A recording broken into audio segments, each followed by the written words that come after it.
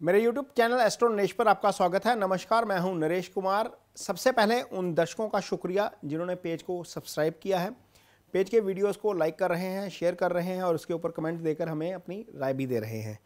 यदि आप पेज पर नए आए हैं तो इसे प्लीज़ सब्सक्राइब जरूर करिए और यदि वीडियो अच्छा लगे तो इसे शेयर ज़रूर करिए, लाइक ज़रूर करिए और यदि कोई सुधार की गुंजाइश लगती है इसमें तो कमेंट बॉक्स में अपनी राय ज़रूर दीजिए। बात हो रही है अप्रैल महीने के राशिफल की और आज बात करेंगे मकर राशि के जातकों की। मकर राशि के जातकों पर साढ़े साथी का आखिरी फेज चल रहा है और शनि दूसरे भाव में गोचर कर रहे हैं। ये पहली अप्रैल की स्थिति है। पहली अप्रैल के दिन ग्रहों का गोचर आपकी कुंडली में किस तरीके से हो रहा है। शनि दूसरे भाव में है, ये शुभ गोचर नहीं है क्योंकि साढ़े साथी का आखिरी फेज है। सूर्य और गुरु तीसरे भाव में है। सूर्य का गोचर शुभ है, गुरु का गोचर शुभ नहीं है। सूर्य आगे जाकर राशि परिवर्तन भी करेंगे, ये शुभ गोचर में नहीं रहेंगे 14 अप्रैल के बाद। राहु, बुध और शुक्र तीनों ही चौथे भाव में गोचर कर रहे हैं। तीनों का गोचर अच्छा नहीं है सिवाय शुक्र के। शुक्र जो है वो शुभ गोचर में है, राहु बुध शुक्र शुभ गोचर में नहीं है। मंगल छठे भाव में गोचर कर रहे हैं, मंगल शुभ गोचर में है। यानी कि सूर्य तीसरे भाव में शुभ गोचर में, शुक्र चौथे भाव में शुभ गोचर में, मंगल छठे भाव में शुभ गोचर में। चंद्रमा पहली अप्रैल को आपके सप्तम भाव में गोचर कर रहे हैं, ये गोचर अच्छा नहीं है। और केतु दशम भाव में गोचर कर रहे हैं, ये भी गोचर अच्छा नहीं है। लेकिन 6 अप्रैल को शुक्र की स्थिति बदलेगी, शुक्र पंचम में आ जाएंगे, ये शुभ गोचर में रहेंगे। चौथे गोचर भी शुक्र का अच्छा होता है और पंचम गोचर भी शुक्र का अच्छा होता है। सूर्य की स्थिति बदलेगी, सूर्य 14 अप्रैल को राशि परिवर्तन करेंगे और दशम स्थान को देखेंगे चौथे भाव में आकर। ये गोचर अच्छा नहीं है, इसको ग्रहण भी लगेगा 20 अप्रैल को। सूर्य आपकी कुंडली में अष्टम भाव के स्वामी बनते हैं। अष्टमेश का ग्रहण भाव में आ जाना अच्छा नहीं है एक तरीके से आपके लिए। और आगे जाकर गुरु जो है वो आ जाएंगे चौथे भाव में। गुरु तीसरे भाव में भी शुभ गोचर में नहीं है, चौथे भाव में भी शुभ गोचर में नहीं रहेंगे। ये 22 अप्रैल को होने जा रहा है। ये स्थिति रहेगी ग्रहों के गोचर की मकर राशि के जातकों के लिए अप्रैल महीने के दौरान। अब बात करेंगे कि आपकी कुंडली में कर्म और आय की स्थिति क्या रहेगी।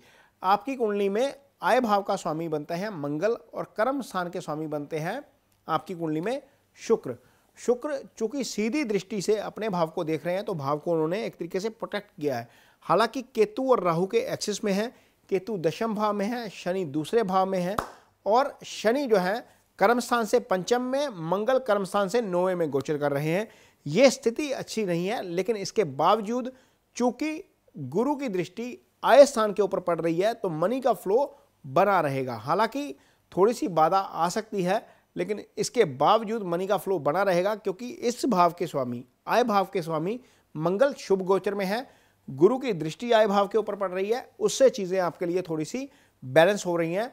अदरवाइज केतु और राहु के एक्सिस में आने के कारण शुक्र की स्थिति अच्छी नहीं बची थी गोचर में, लेकिन इसके बावजूद आय को लेकर फ्लो जो है वो बना रहेगा, कोई ज़्यादा दिक्कत नहीं आएगी।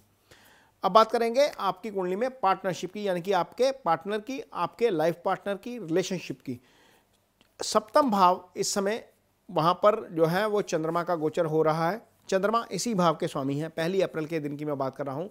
लेकिन शनि का दूसरे भाव में गोचर और केतु की दूसरे भाव के ऊपर दृष्टि, ये कुटुंब भाव होता है। यहाँ से हम फैमिली देखते हैं। जब दो जो पपी प्लैनेट हैं इस भाव को पीड़ित कर रहे हैं तो उससे चीज़ें आपके लिए ज़्यादा अच्छी नहीं है। ये आपको देखना पड़ेगा कि आपके पार्टनर के साथ आपके तालमेल में किसी तरह की कोई परेशानी ना आए। ये स्थिति ऐसी है जब चंद्रमा लगन को देख रहे हैं, यानी कि राशि को देख रहे हैं और अपनी ही राशि में गोचर कर रहे हैं, तो आपका जो व्यवहार है वो ऐसा हो जाता है कि आपको भी पता नहीं लगता। आप इमीडिएटली किसी चीज़ के ऊपर रिएक्ट कर जाते हैं, बाद में लगता है कि यार ये तो गलती हो गई, ये नहीं करना चाहिए था। ये स्थिति अप्रैल में जो है वो हो सकती है। वैसे भी आप जो मकर राशि के जातक होते हैं वो मूवेबल साइन है। मकर राशि जो है वो मूवेबल साइन है, चीज़ें आगे करके निकल जाते हैं और ज़्यादा देर मन में बात नहीं रखते। लेकिन इसके बावजूद थोड़ा सा ध्यान रखना पड़ेगा क्योंकि सामने वाला व्यक्ति आहत हो सकता है आपके रिलेशनशिप में, जो भी है, चाहे वो आपका पार्टनर है, चाहे वो बिजनेस पार्टनर है, थोड़ा सा ध्यान रखिएगा। अदरवाइज कोई ज़्यादा दिक्कत नहीं है क्योंकि सप्तम जो है वो पाप प्रभाव में नहीं है, सप्तम के ऊपर गुरु की दृष्टि आ रही है, दूसरा भाव पीड़ित है, इसलिए फैमिली लाइफ थोड़ी सी डिस्टर्ब हो सकती है। जहाँ तक बात सिंगल्स की है तो सिंगल्स के लिए चीज़ें अच्छी होने जा रही हैं क्योंकि शुक्र पंचम भाव में गोचर करना शुरू करेंगे। पंचम भाव रिलेशनशिप का भाव होता है, यहाँ से हम निश्चल प्रेम की जो है वो को देखते हैं ज्योतिष में। तो ये स्थिति शुक्र की स्थिति जो है वो अच्छी होगी और मकर राशि के जातकों के लिए जो सिंगल्स हैं उनके लिए कहीं ना कहीं से पार्टनर की तलाश पूरी हो सकती है या कहीं से रिश्ता आ सकता है जहाँ पर आपकी बात फाइनल हो सकती है। ये चीज़ आपको थोड़ी सी पॉजिटिव नज़र आ रही है रिलेशनशिप के लिहाज से अप्रैल महीने में जो सिंगल्स हैं उनके लिए। जहाँ तक हेल्थ की बात है, हेल्थ को लेकर चीज़ें थोड़ी सी दिक्कत भरी हो सकती हैं। उसका कारण यह है, छठा भाव जो होता है वो रोग ऋण शत्रु का भाव होता है। छठे भाव के स्वामी बुध बनते हैं। बुध राहु केतु एक्सिस में चल रहे हैं, शनि की दृष्टि है। यहाँ ये चीज़ समझनी पड़ेगी कि छठे भाव का स्वामी बुध राहु केतु एक्सिस में भी, शनि की दृष्टि में भी, यानी कि 3 पाप ग्रहों के प्रभाव में छठे भाव का स्वामी, छठे भाव के ऊपर केतु की दृष्टि, मंगल छठे भाव में विराजमान।